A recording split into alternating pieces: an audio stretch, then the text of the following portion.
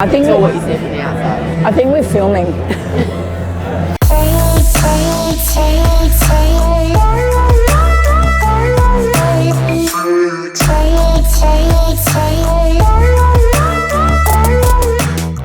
Welcome back, guys. Unconventional Life vlog 49, which means there's only 2 more left of this season, and I am in Little Spain, New York City, with one of my besties, Jo, who is here from Australia, came to visit, and she is an incredible entrepreneur. So we're gonna have a wine or sangria, we're gonna have a chat, and I'm gonna ask her all these questions about her amazing journey so you can enjoy it. So, here we go.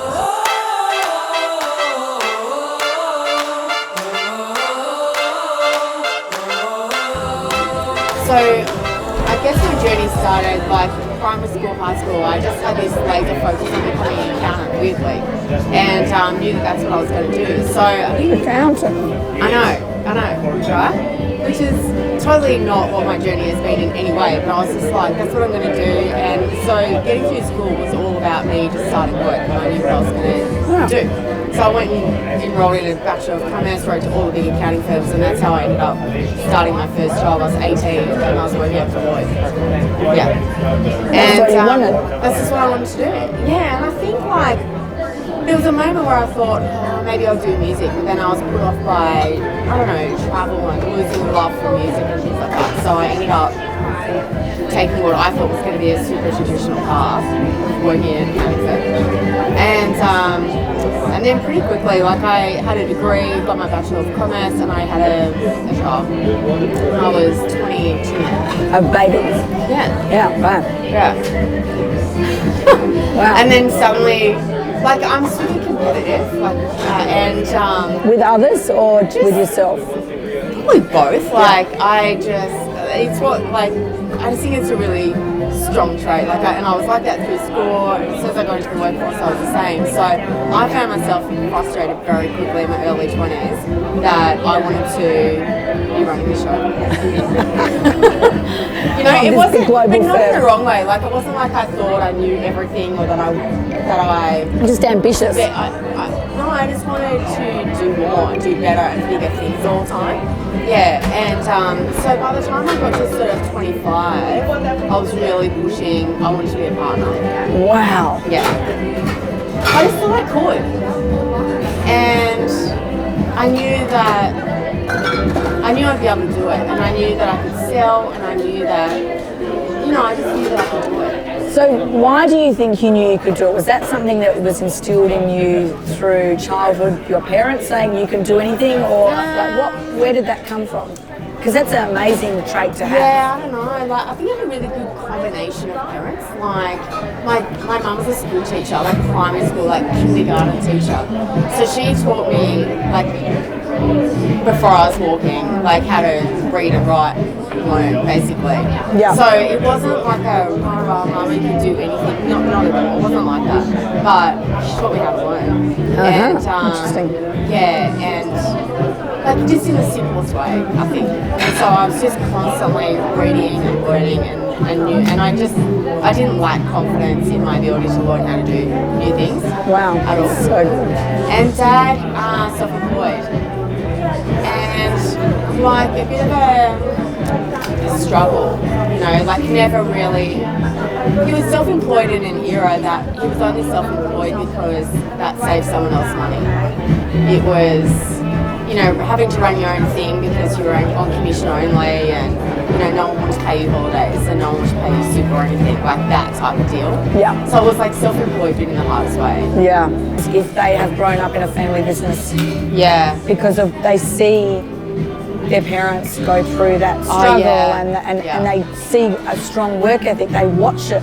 And so if I'm interviewing someone and they have grown up in a family business, that is like more important than really anything else that they can say. Yeah.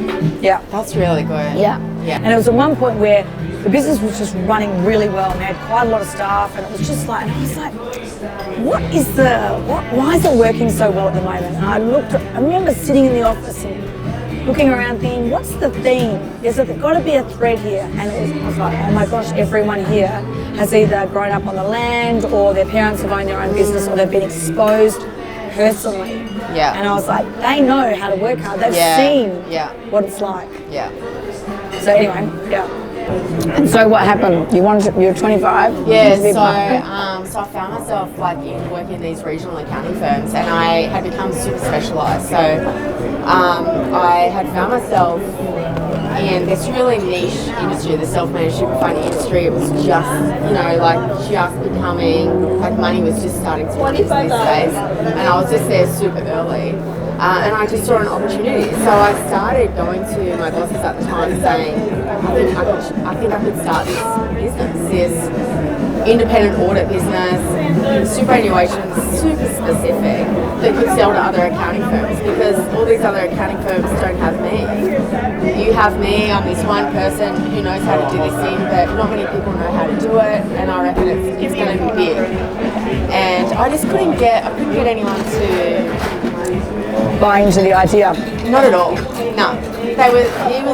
It was there's no money in it, you can't make money out of audit, these things are going to disappear, like they'll be wiped and you'll have nothing. But overall what it was just I think it's just like assumption. So they didn't, did they see the opportunity? No, they didn't see the opportunity, but what I sensed was that they just didn't believe me. Yeah. Young, blonde, young mum. I had one of my bosses say, you made your choice. You had a family, you made your choice. And and so it was just like, it was my age, it was what I looked like, it was my family situation, whatever. So you couldn't possibly possibly. No. And so,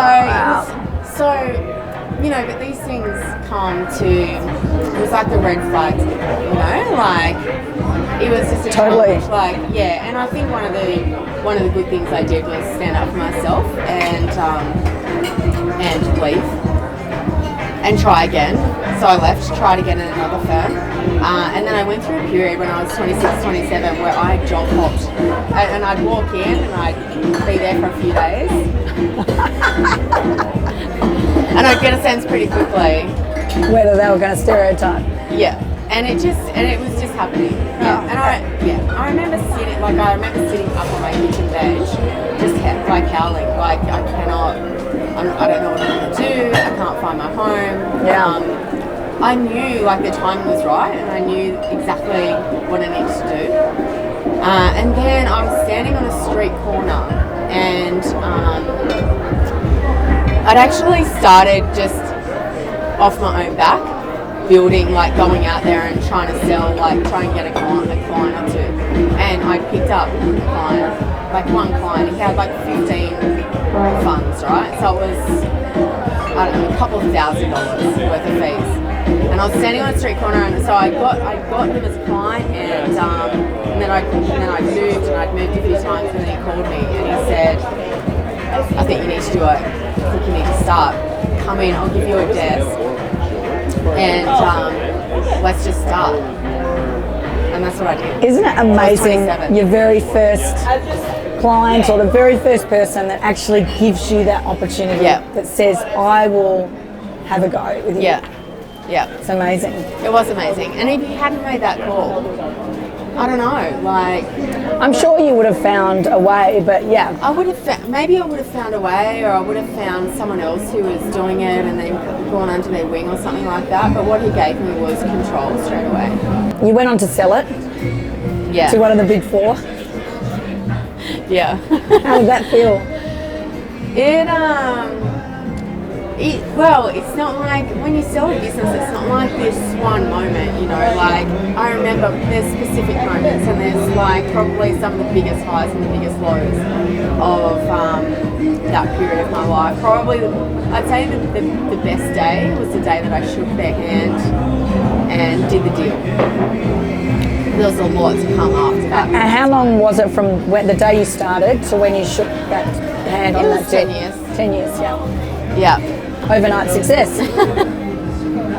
Exactly. Yeah, 10 years. Yeah, 10 years. So then so that day was the great day, and then That day, it's not like you just take that your money day and was walk out. That day was just a feeling. I just remember feeling.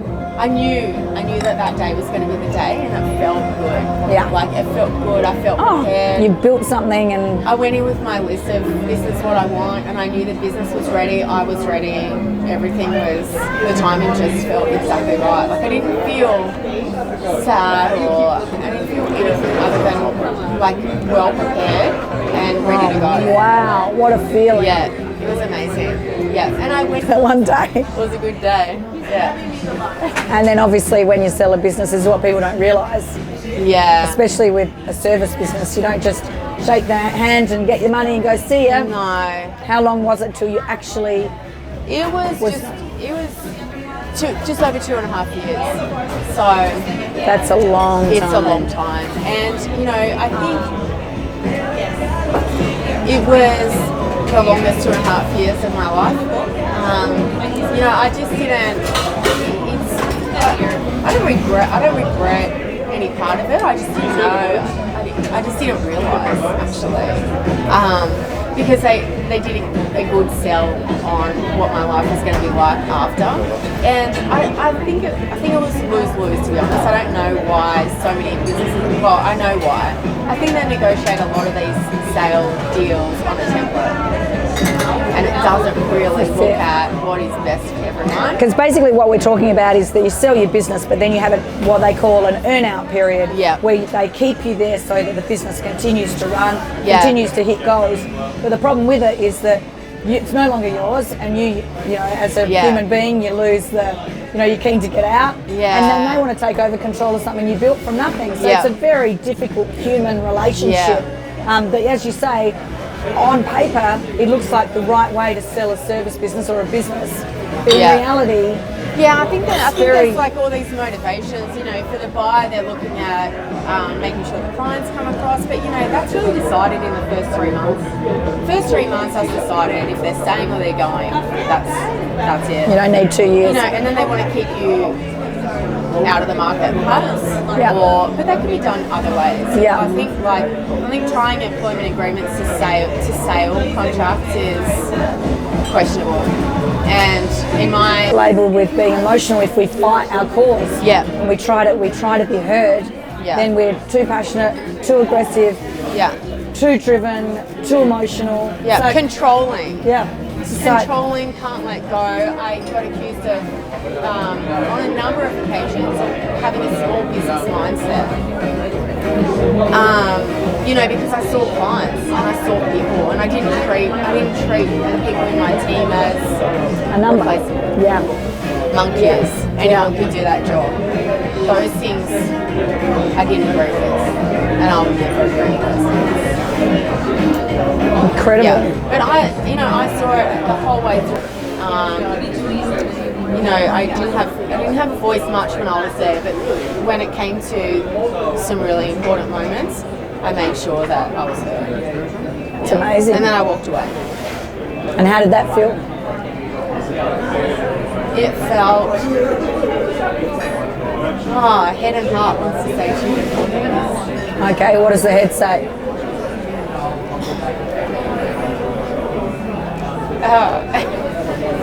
So,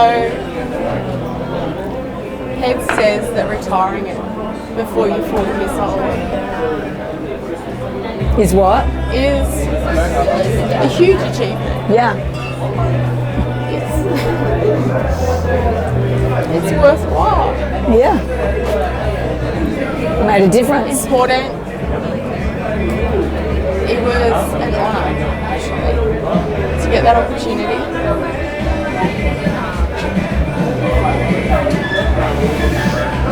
What does the heart say?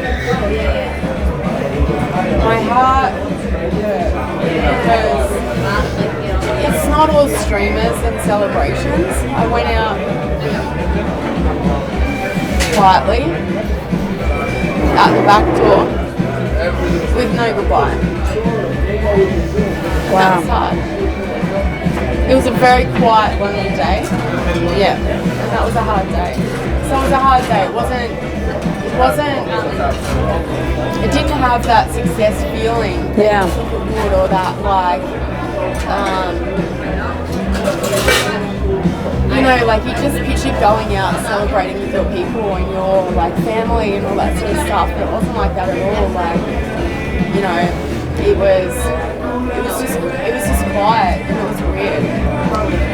You know, I think that represents so much of the entrepreneurial journey, that so many of the things that you think are going to be the highlights or the times when you are celebrating, if you like, are actually the times when people don't understand what's gone into it and what it means.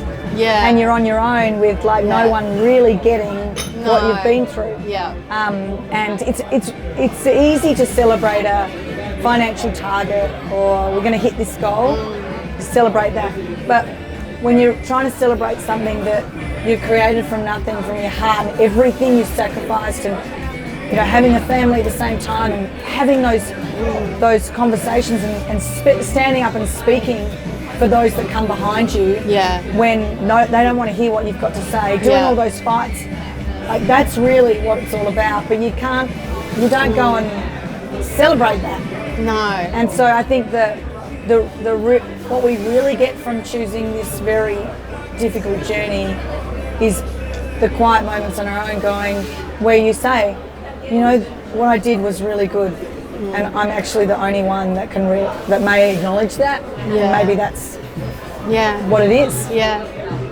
Or your tribe. Yeah. You know, but it's an incredible achievement. Yeah. Yeah. And to break all that stigma.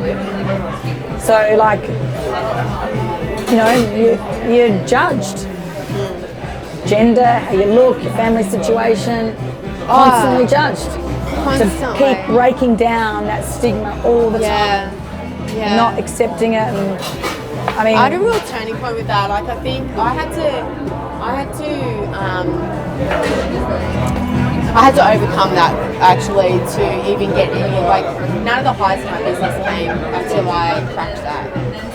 Until I cracked caring about how people saw me, how they judged me, and all those sorts of things. Like, as soon as I stopped thinking about that, that's when my life changed.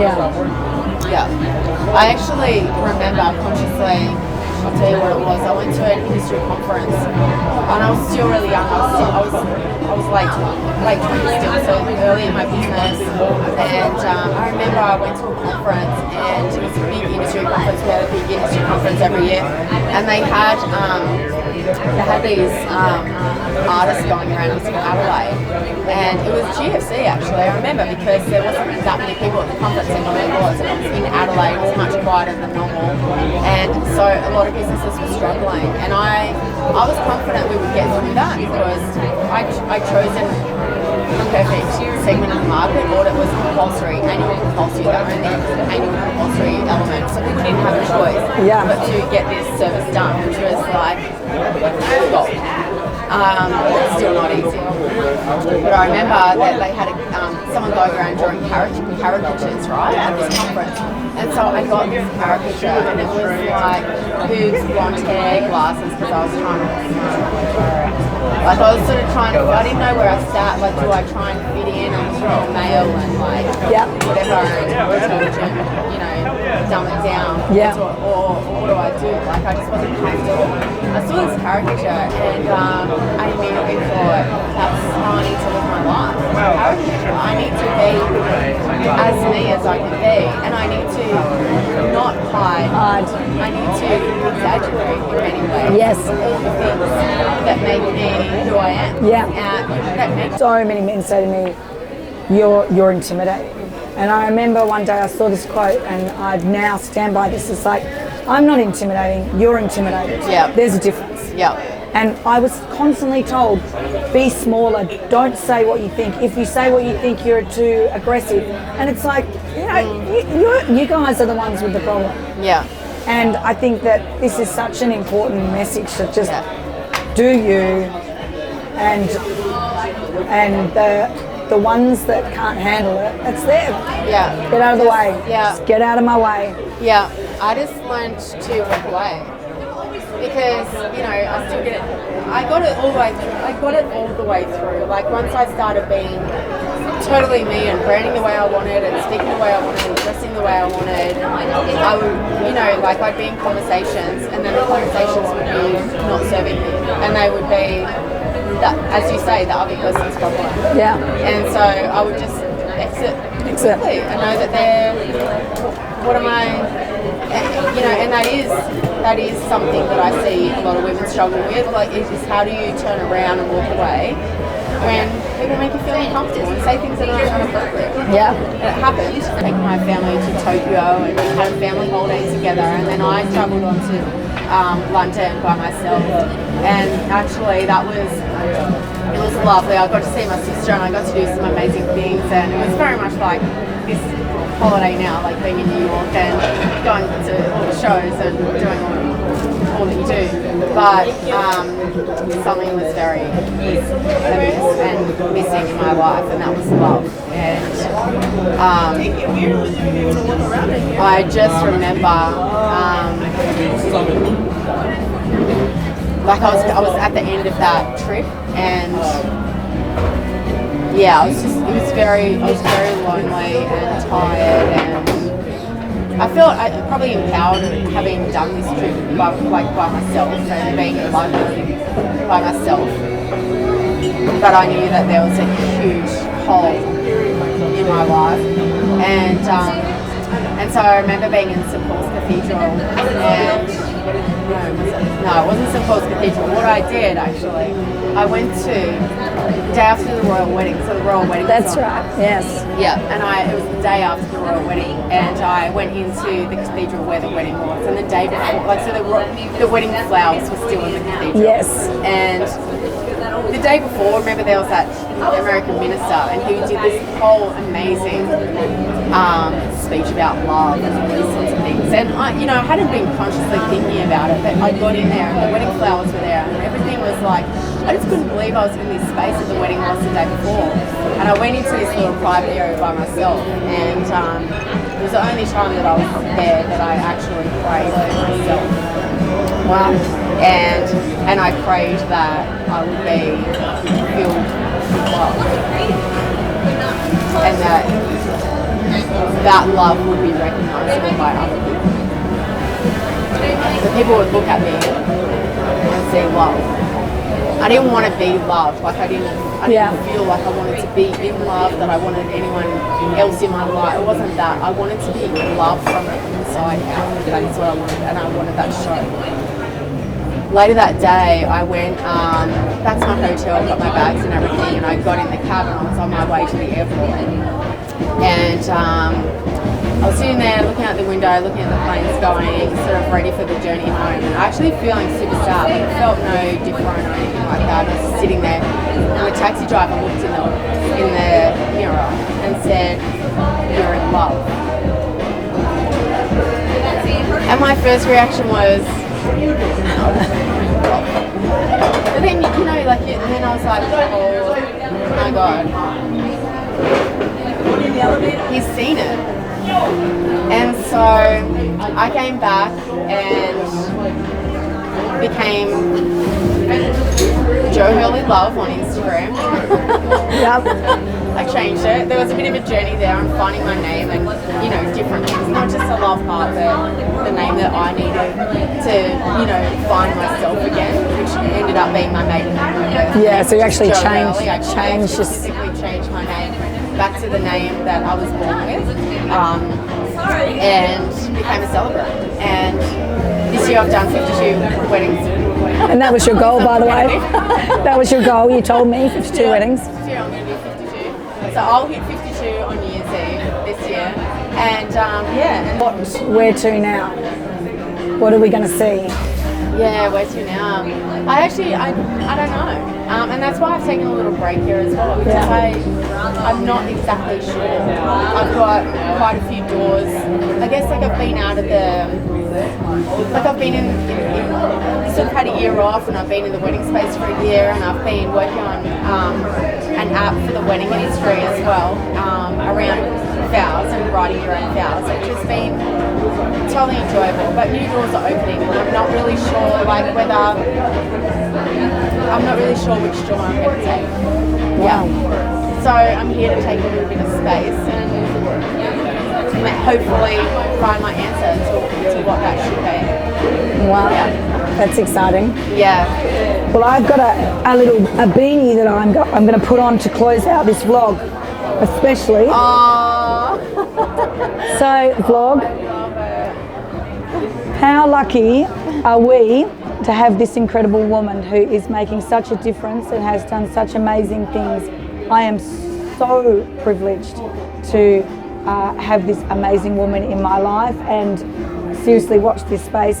And what we've learned today is be yourself, stick up for yourself, chase your dreams, be competitive, and exude love. Thanks, baby. Mwah. I love you. Subscribe.